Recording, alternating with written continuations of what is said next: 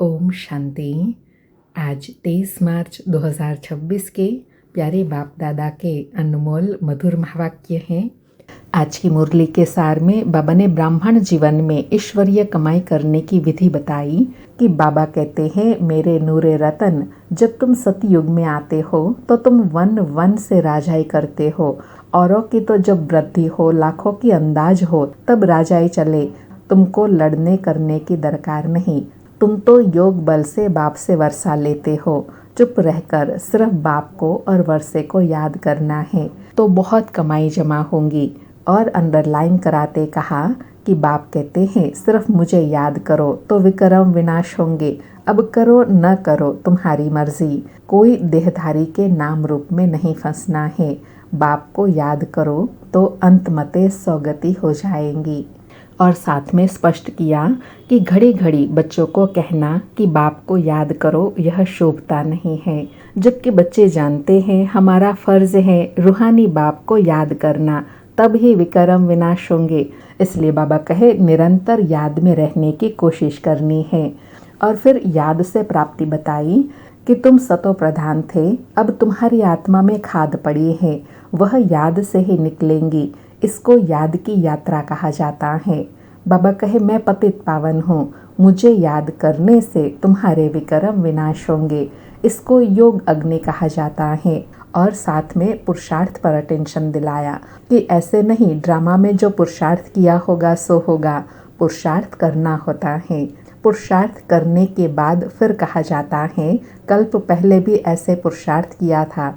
पुरुषार्थ के पहले ड्रामा को नहीं लाना है। बाबा कहे हमेशा पुरुषार्थ को बड़ा रखा जाता है। पुरुषार्थ बिगर प्रारब्ध मिल न सके। पुरुषार्थ करने बिगर तो पानी भी नहीं मिल सकता। यह तो फिर विश्व की बादशाही है। इसलिए कर्म सन्यासी नहीं बनना है। सुनते हैं प्यारे बाप दादा के मधुर महावाक्य। आज बाबा कहे, मीठे बच्चे, चुप रहना भी बहुत बड़ा गुण है। तुम चुप रहकर बाप को याद करते हो तो बहुत कमाई जमा कर लेंगे। मीठे बच्चे, चुप रहना भी बहुत बड़ा गुण है। तुम चुप रहकर बाप को याद करते हो तो बहुत कमाई जमा कर लेंगे। आज मुरली से प्रश्न है, कौन से बोल कर्म संन्यास को सिद्ध करते हैं? वह बोल तुम नहीं बोल सकते। कौन से बोल कर्म संन्यास को सिद्ध करते हैं?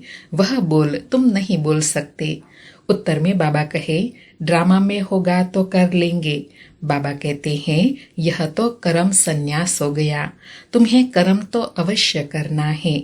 बिना पुरुषार्थ के तो पानी भी नहीं मिल सकता। इसलिए ड्रामा कहकर छोड़ नहीं देना है। नई राजधानी में ऊंच पद पाना है तो खूब पुरुषार्थ करो। ओम शांति। पहले पहले बच्चों को सावधानी मिलती है। बाप को याद करो और वर्षे को याद करो, मन मना भाव। बाबा मुरली सुनने की विधि बता रहे हैं कि बाबा पहले पहले सावधानी देते हैं, बच्चे बाप और वर्षे को याद करो, मन मना भव हो बैठो। बाबा कहे, यह अक्षर भी व्यास ने लिखा है। संस्कृत में तो बाप ने समझाया नहीं है।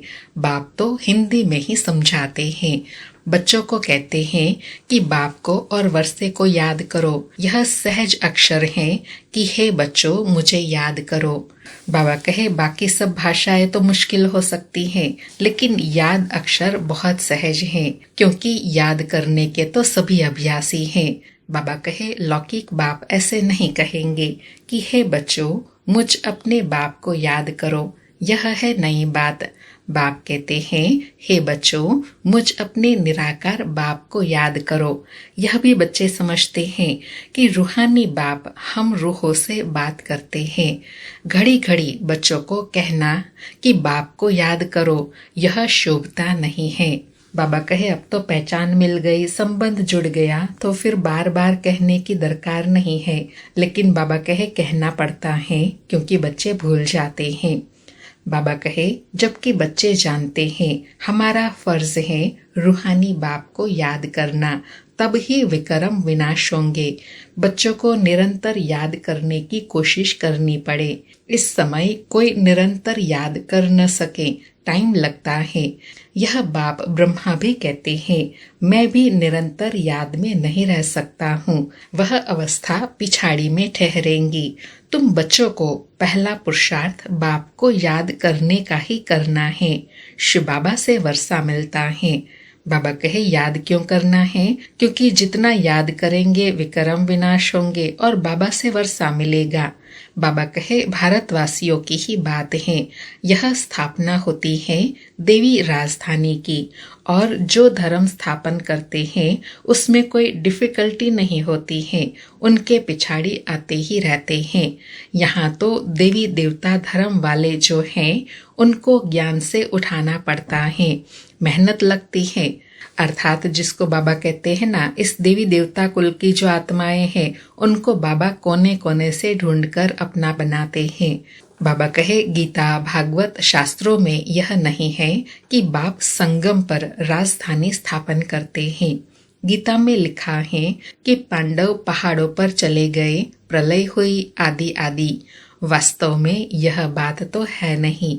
तुम अब पढ़ रहे हो भविष्य 21 जन्मों के लिए, और स्कूलों में यहाँ के लिए ही पढ़ाते हैं। साधु संत आदि जो भी हैं वह भविष्य के लिए ही पढ़ाते हैं, क्योंकि वह समझते हैं हम शरीर छोड़ मुक्ति धाम में चले जाएंगे, ब्रह्म में लीन हो जाएंगे, आत्मा परमात्मा में मिल जाएंगी।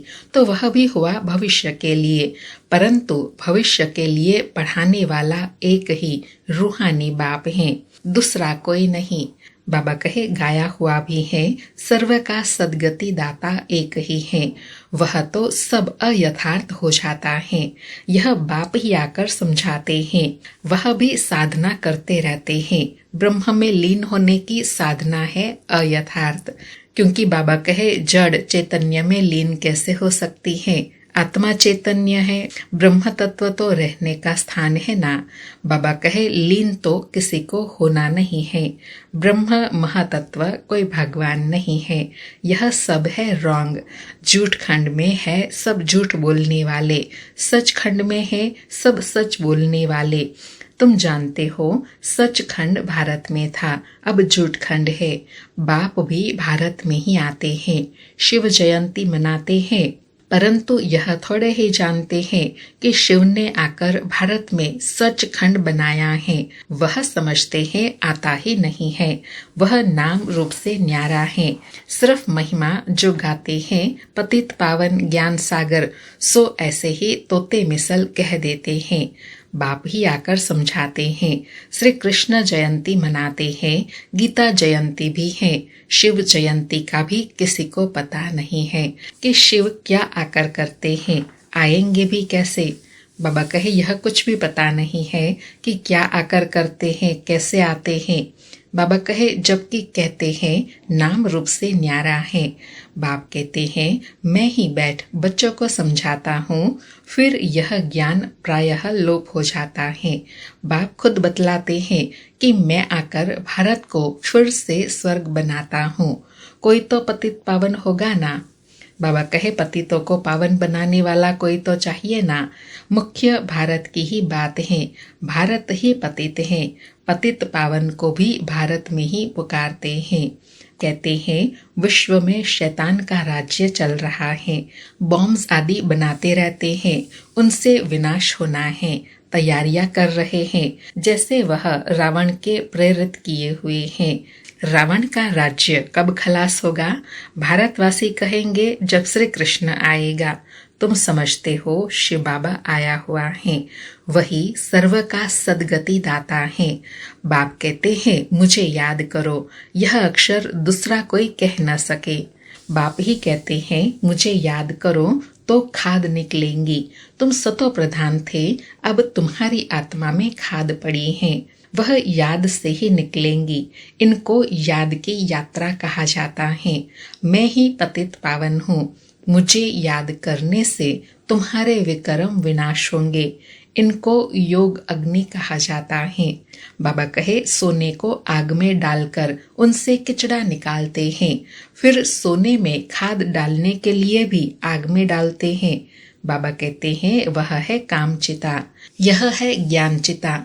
बाबा दो बात बता रहे हैं, एक तो सोने से खाद निकालने के लिए भी आग में डाला जाता है, फिर जब जेवर बनाते हैं तो फिर उसमें अलॉय मिक्स करने के लिए फिर आग में डालते हैं। तो बाबा कहे वह है बेकार की। बाबा कहे इस योग अग्नि से खाद निकलेंगी और तुम श्री कृष्णपुरी में जाने के लायक बनेंगे। श्री कृष्ण जयंती पर श्री कृष्ण को बुलाते हैं। तुम जानते हो श्री कृष्ण को भी बाप से वर्षा मिलता है। श्री कृष्ण स्वर्ग का मालिक था। बाप ने श्री कृष्ण को यह पद दिया। राधे कृष्ण ही फिर लक्ष्मी नारायण बनते हैं। राधे कृष्ण का जन्मदिन मनाते हैं, लक्ष्मी नारायण का किसी को पता नहीं। मनुष्य बिल्कुल मुंझे हुए हैं। अब तुम बच्चे समझते हो तो औरों को समझाना है। बाबा कहे यह सारी ज्ञान की गुह्य बातें अब तुम समझे हो तो तुम्हारा काम है औरों को समझाना। पहले पहले पूछना है, गीता में जो कहा है माम एकम याद करो, यह किसने कहा है? वह समझते हैं श्री कृष्ण ने कहा है। तुम समझते हो भगवान निराकार हैं। उनसे ही ऊंच अर्थात श्रेष्ठ मत मिलती है। ऊंच ते ऊंच परम पिता परमात्मा ही है। उनकी ही जरूर श्रेष्ठ ते श्रेष्ठ मत हुई। बाबा कहे जो ऊंच ते ऊंच है तो जरूर ऊंच ते ऊंच की ही ऊंच ते ऊंच मत होंगी। उस एक की मत से ही सर्व की सदगति होती है। गीता का भगवान ब्रह्मा विष्णु शंकर को भी नहीं कह सकते। वह फिर शरीरधारी श्री कृष्ण को कह देते तो इससे सिद्ध है कि कहाँ भूल है। जरूर तुम समझते हो मनुष्य की बड़ी भूल है। राजयोग तो बाप ने सिखाया है, वही पतित पावन है। बड़ी भारी भारी जो भूल है उन पर जोर देना है। एक तो ईश्वर को सर्वव्यापी कहना, दूसरा फिर गीता का भगवान श्री कृष्ण को कहना, कल्प लाखों वर्ष का कहना, यह बड़ी भारी भूले हैं। बाबा कहे जो मुख्य मुख्य बातें हैं ना उस पर तुम बच्चों को समझाना है। बाबा कहे कल्प लाखों वर्ष का हो नहीं सकता, परमात्मा सर्वव्यापी हो नहीं सकता। कहते हैं वह प्रेरणा से सब कुछ करते हैं, परंतु नहीं, प्रेरणा से थोड़े ही पावन बना देंगे। यह तो बाप बैठ सन्मुख समझाते हैं। माम एकम याद करो, प्रेरणा अक्षर रॉन्ग है। भल कहा जाता है शंकर की प्रेरणा से बॉम्ब्स आदि बनाते हैं, परंतु यह ड्रामा में सारी नोंद है। इस यज्ञ से ही यह विनाश ज्वाला निकली है। प्रेरणा नहीं करते, यह तो विनाश अर्थ निमित्त बनते हैं। ड्रामा में नोंद है, शिव बाबा का ही सारा पार्ट है। उनके बाद फिर पार्ट है ब्रह्मा विष्णु शंकर का। ब्रह्मा ब्राह्मण रचते हैं, वही फिर विष्णुपुरी के मालिक बनते हैं। फिर 84 जन्मों का चक्र लगाकर तुम आकर ब्राह्मण वंशी बने हो। लक्ष्मी नारायण सो फिर आकर ब्रह्मा सरस्वती बनते हैं। यह भी समझाया है कि इन द्वारा अडॉप्ट करते हैं, इसलिए इसको बड़ी मम्मा कहते हैं। किनको? ब्रह्मा बाबा को। वही फिर निमित्त बनी हुई है। कलश माताओं को दिया है। सबसे बड़ी सितार सरस्वती को दी है, सबसे तीखी है। बाकी सितार व बाजा आदि कुछ है नहीं। सरस्वती की ज्ञान मुरली अच्छी थी, अर्थात मम्मा ज्ञान मुरली अच्छी सुनाते थे। महिमा उनकी अच्छी थी। नाम तो बहुत डाल दिए हैं। देवियों की पूजा होती है। तुम अभी जानते हो हम ही यहाँ पूज्य बनते हैं, फिर पुजारी बन अपनी ही पूजा करेंगे। अभी हम ब्राह्मण हैं, फिर हम ही पूज्य देवी देवता बनेंगे। यथा राजा रानी तथा प्रजा, देवियों में जो ऊंच पद पाते हैं तो मंदिर भी उन्हों के बहुत बनते हैं। नाम बाला भी उन्हों का होता है।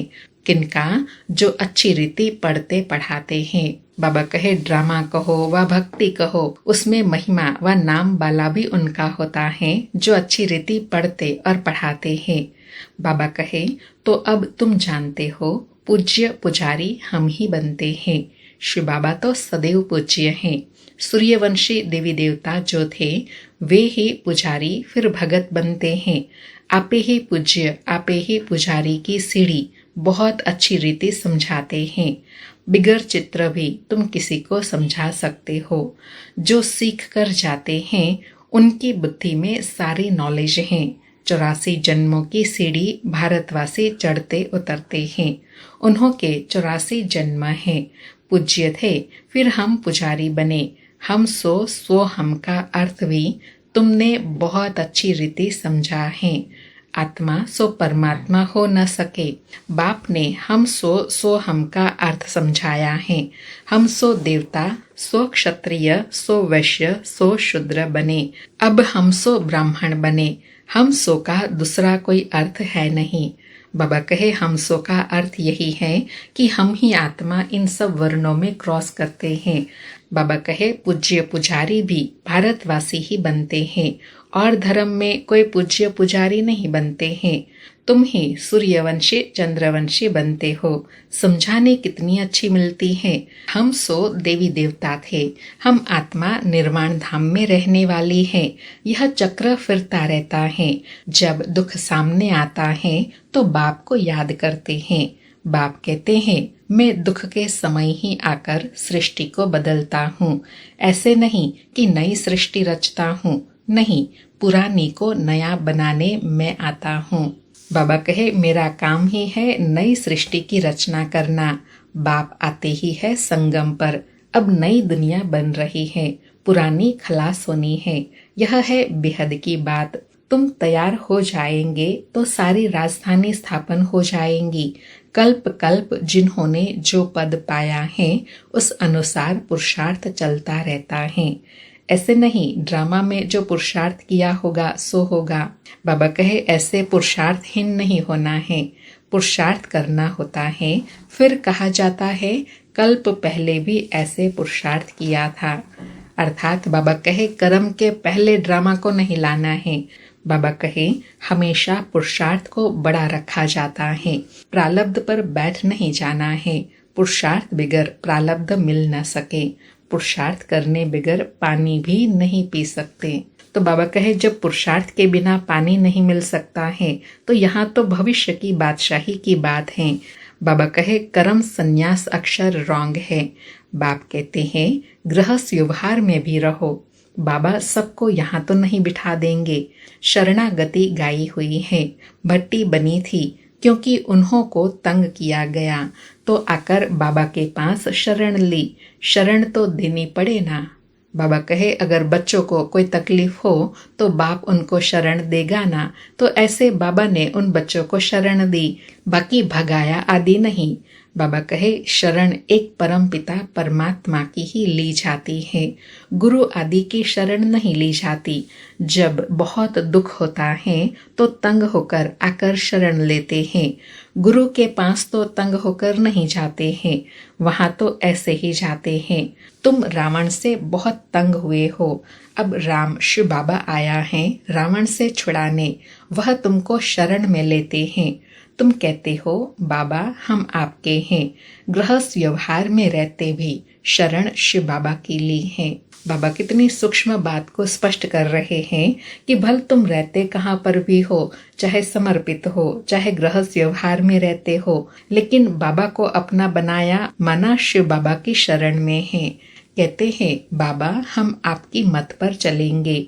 बाप श्रीमत देते हैं गृहस्थ व्यवहार में रहते मुझे याद करो और सबकी याद छोड़ दो। मेरी याद से ही विकर्म विनाश होंगे। सिर्फ शरण लेने की बात नहीं है। बाबा और स्पष्ट कर रहे हैं कि ऐसे नहीं कि बाबा की शरण में आ गए, बाबा को पहचान लिया, बाबा को अपना बना लिया तो बस हो गया। नहीं, उसके बाद याद भी करना है, विकर्म भी विनाश करने हैं और पढ़ाई भी पढ़नी है। बाबा कहे सारा मदार याद पर है, बाप के सिवाय ऐसा कोई समझा न सके। बच्चे समझते हैं बाबा के पास इतने लाखों कहाँ आकर रहेंगे। प्रजा भी अपने अपने घर में रहती है, राजा के पास थोड़े ही रहती है। तो तुमको सिर्फ कहा जाता है एक को याद करो।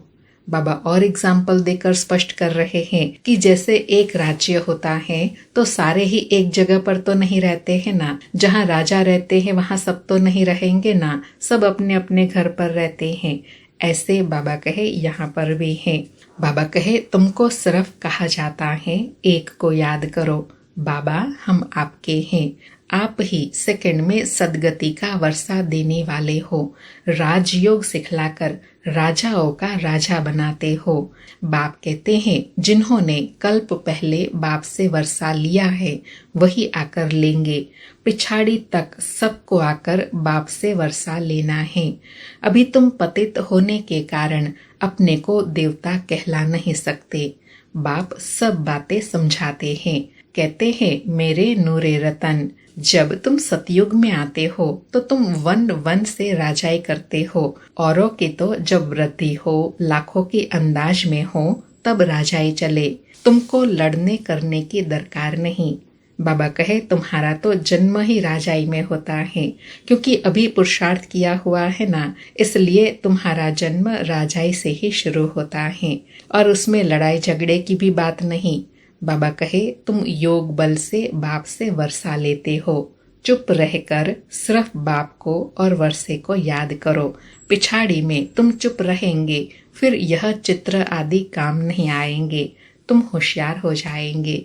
अर्थात बाबा कहे इतनी योग युक्त स्थिति बन जाएंगी तो चित्र नहीं भी होने पर बहुत अच्छी रीति समझा भी सकेंगे और सामने वाली आत्मा को टच भी होगा।